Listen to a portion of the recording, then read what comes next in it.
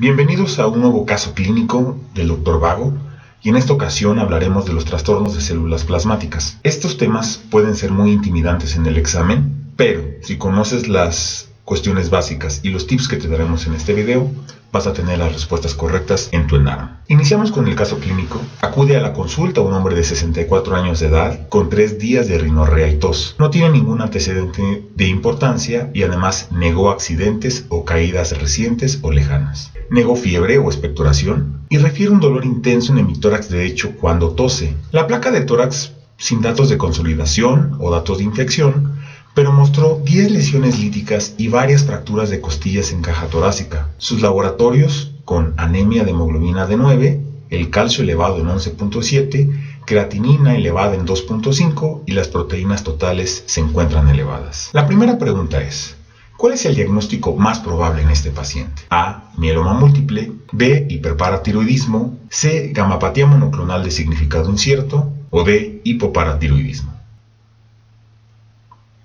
La respuesta correcta es mieloma múltiple, y desarrollaremos el porqué en las diapositivas de la discusión. Hiperparatiroidismo, aunque el paciente en efecto tiene hipercalcemia, no justifica el hecho de la anemia, ni tampoco de las fracturas que ha tenido el paciente. La respuesta C también es incorrecta, ya que la gamapatía monoclonal de significado incierto es esta entidad que precede a lo que es el mieloma múltiple. Y D, hipoparatiroidismo, es solamente un distractor, y el paciente, recordemos, que tiene hipercalcemia. La segunda pregunta es: ¿cuál es el estudio diagnóstico más específico? En otras palabras, ¿qué estudio nos dará el diagnóstico definitivo de mieloma múltiple? A. Electroforesis de proteínas séricas. B. Biopsia y aspirado de médula ósea. C. Serie ósea metastásica. O D. Proteína de Benzi-Jones en orina.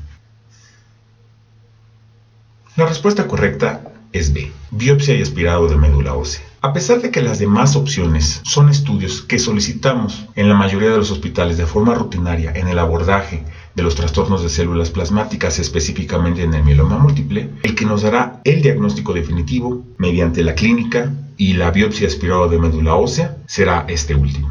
Pregunta 3. ¿Cuál es el mejor tratamiento inicial para este paciente? A. Observación. B. Talidomida. C. Trasplante autólogo de médula ósea o TAMO. O D. Bortezomib, lenalidomida y dexametasona.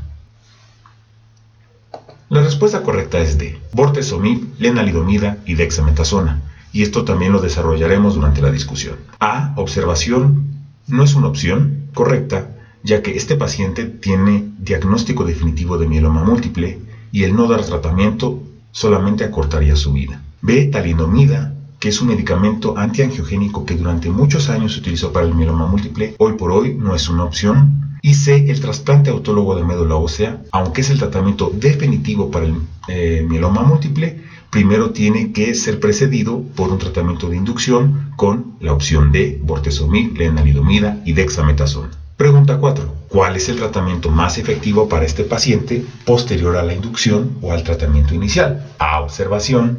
B. Talidomida. C. Trasplante autólogo de médula ósea. O D. Ciclofosfamida, talidomida, adriamicina.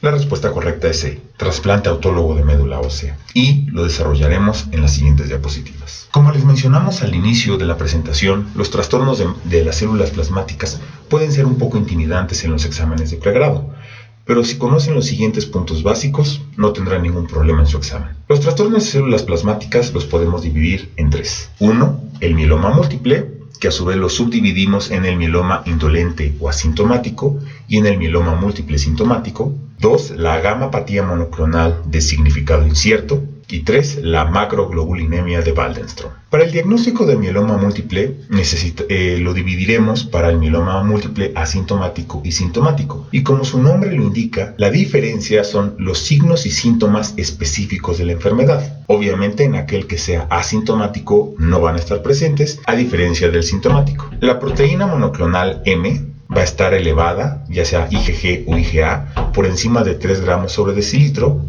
o se va a encontrar en orina mediante las cadenas ligeras libres en orina, ya sea la kappa o lambda, que previamente se conocían como la proteína de Benzi-Jones, en más de 500 miligramos en 24 horas. Las células plasmáticas clonales en médula ósea, en el mieloma múltiple asintomático como en el sintomático, van a estar por encima del 10%, solamente que en el mieloma múltiple asintomático este corte puede ir hasta el 60% porque recordemos que no va a tener ni signos ni síntomas de la enfermedad, y en el mieloma múltiple sintomático por encima del 10%, o que exista evidencia, ya sea por biopsia, de un plasmocitoma óseo o extramedular. Para el mieloma múltiple sintomático utilizamos los criterios CRAB, que es un acrónimo de los criterios en inglés. C por hipercalcemia, ya sea calcio 1 miligramo por encima del límite superior o por encima de 11, R de enfermedad renal con una tasa de filtración glomerular por debajo de 40 o una creatinina sérica por encima de 2 miligramos sobre decilitro, A de anemia, 2 gramos de hemoglobina por debajo del límite inferior o menos de 10 gramos de hemoglobina total. Y la B viene de Bone por enfermedad ósea y es por solo la presencia de una o más lesiones osteolíticas, ya sea en la placa simple, por la serie ósea metastásica, la tomografía computada o por el PET-CT. Cabe resaltar que con la presencia de cualquiera de estos criterios CRAB y además el aspirado y biopsia de médula ósea por encima del 10% de células plasmáticas clonales, se hace el diagnóstico definitivo de mieloma múltiple sintomático que requiere tratamiento. ¿Cuál va a ser el tratamiento inicial en el mieloma múltiple?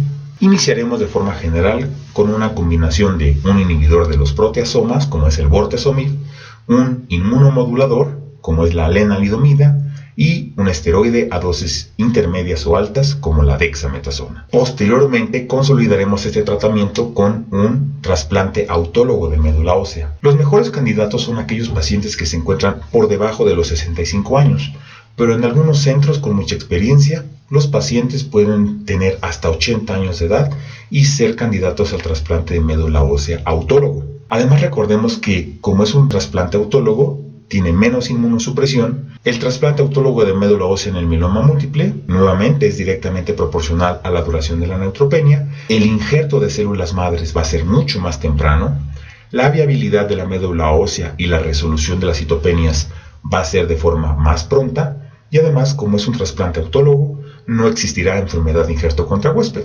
Es por esto que este tipo de trasplante se puede realizar incluso en población adulto mayor. Como les mencionamos en la diapositiva previa, puede incluso ofrecerse a pacientes que tengan hasta 80 años de edad. El otro trastorno de células plasmáticas es la gamapatía monoclonal de significado incierto. Se cree que esta precede al mieloma múltiple y los criterios diagnósticos son los siguientes 3. Y debe de cumplirlos todos. A diferencia del mieloma múltiple, la proteína sérica monoclonal, la proteína M, debe estar por debajo de 3 gramos sobre decilitro, las células plasmáticas clonales en médula ósea por debajo del 10% y, lo más importante, ausencia de evidencia de daño órgano blanco por mieloma o amiloidosis, es decir, los criterios CRAB. Menos del 1% de las gamapatías monoclonales de significado incierto progresarán a mieloma múltiple por año, y actualmente no se reconoce ningún tratamiento adecuado para este tipo de trastorno. Es de importancia que la gamapatía monoclonal de significado incierto es mucho más común